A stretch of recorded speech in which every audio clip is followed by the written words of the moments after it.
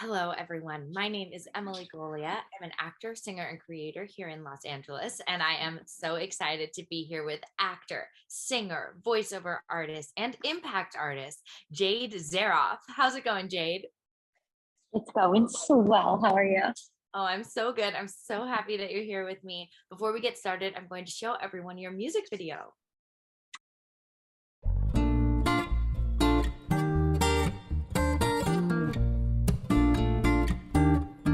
So what if I see rainbows? So what if I get hurt? So what if I love you? I am the universe. So what if I feel it all? So what it's just a game? So what if I love you? There's nothing more to say. There's nothing more to say. I keep on getting lost. Please catch me on your way back. I breathe, surrender light, learn my lessons and come back to myself. All right, that is so beautiful. I love the song. I love the dancing. Can you tell me a little bit about the song, how that came to life, and also how the video came to be? Totally. Thank you for showing it. I am super passionate about, I'm sure all artists perhaps feel this way, but just sharing authentically. And I actually never, I had or have some imposter syndrome around being a songwriter. I wouldn't necessarily immediately associate myself to that. But I did a songwriter's journey. It was a very spiritual experience where I was able to really look at something in my life and tell a story about it. But it was definitely more of an intrinsic process to connect to an experience that I had.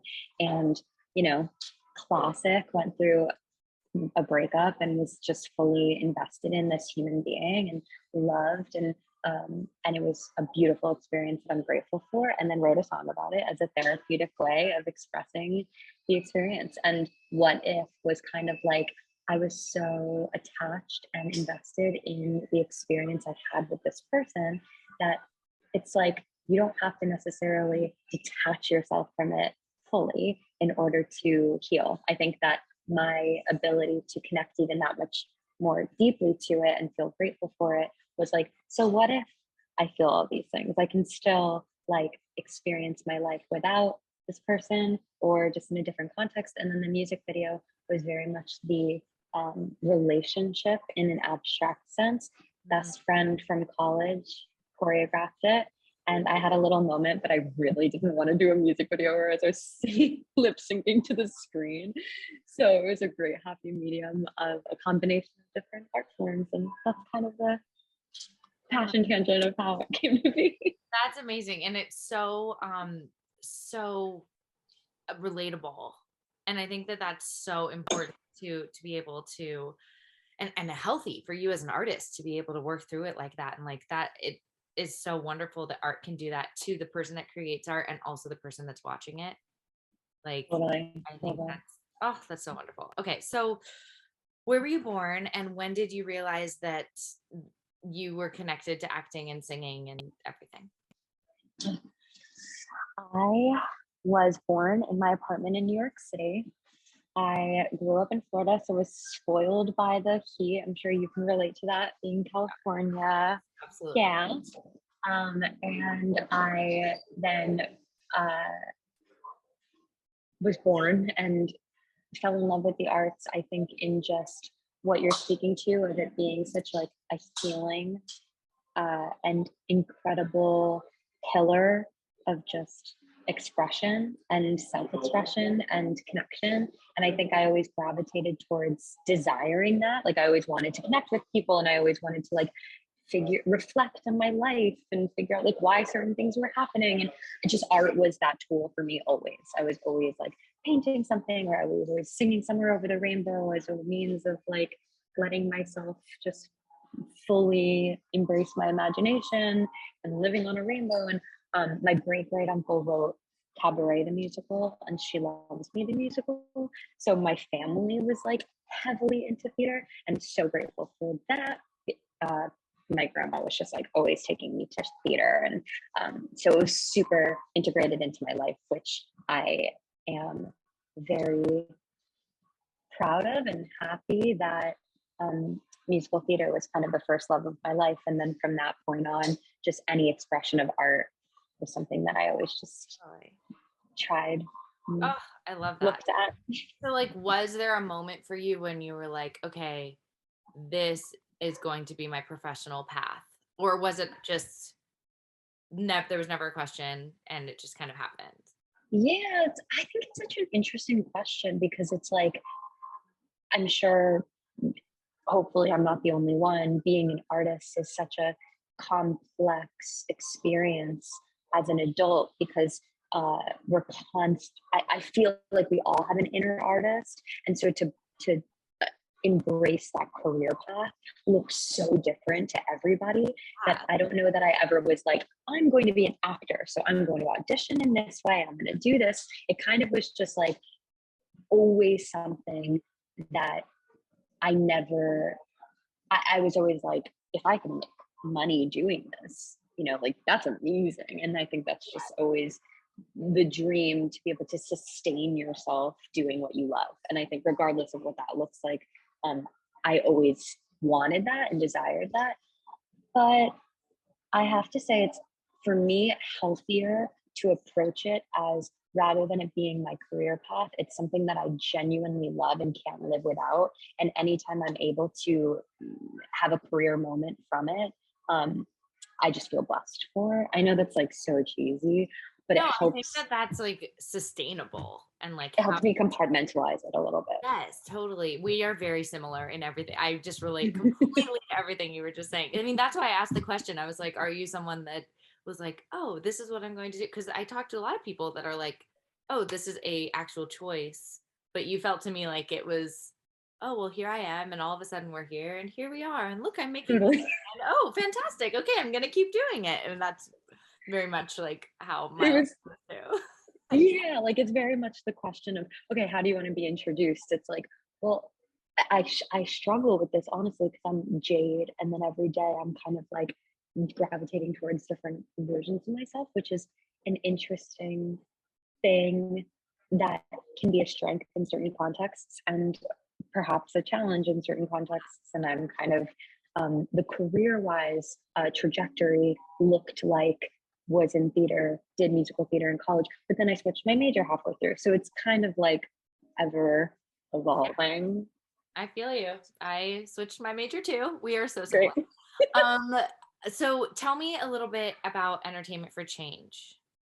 Yeah, I being an artist, all the things that I probably could repeat myself, but my mom has been in sustainable fashion my whole life, so I was always just aware of um, having an idea and making a difference, and then in a larger scaled way, implementing that idea in some kind of model that is sustainable.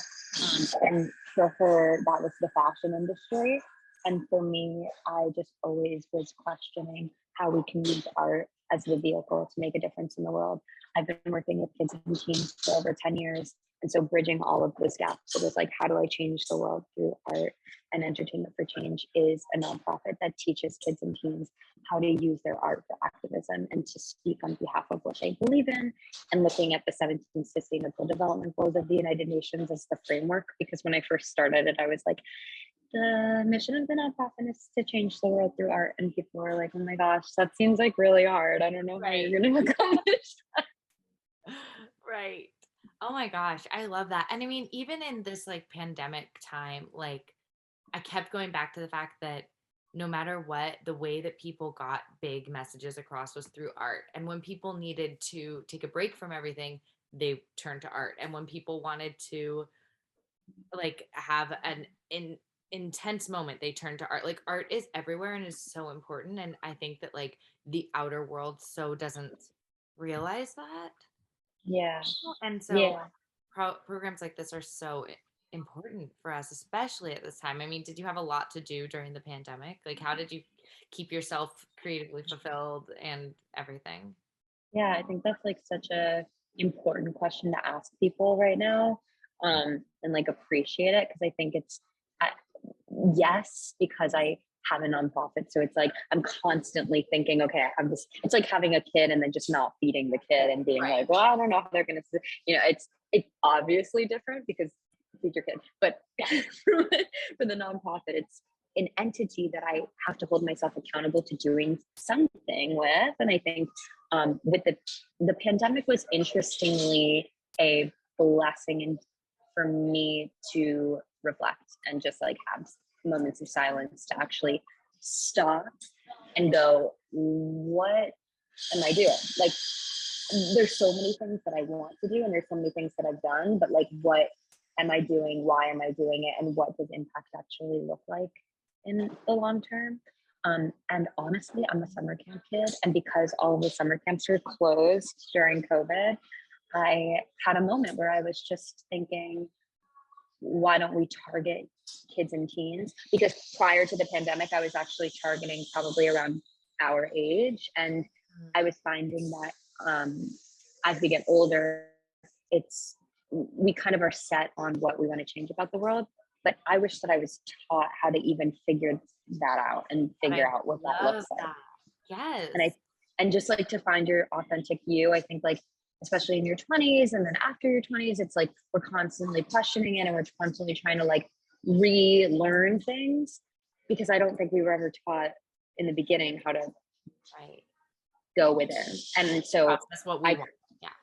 Yeah. And so the pandemic, the marriage of creating a program similar to the summer camp inspiration, a program that kids could connect with each other and themselves, and then the curriculum starting to look at like those things that I wish I was taught, with no ego, but just I wish I was able to experience as a young person. And just creating that with like writing a book or a song during the pandemic. I just created this curriculum, and that's what kept me busy. But it was fun. Yeah, it was. Oh my gosh, what an amazing pandemic baby. Like, that is fantastic.